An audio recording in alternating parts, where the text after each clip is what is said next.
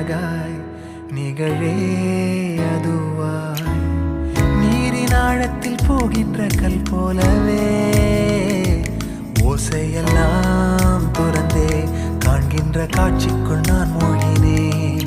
திமிலேறி காளை மேல் தூங்கும் காகமாய் பூமி மீது இருப்பேன். புவி போகும் போக்கில் கை கோர்த்து நானும் நடப்பேன்.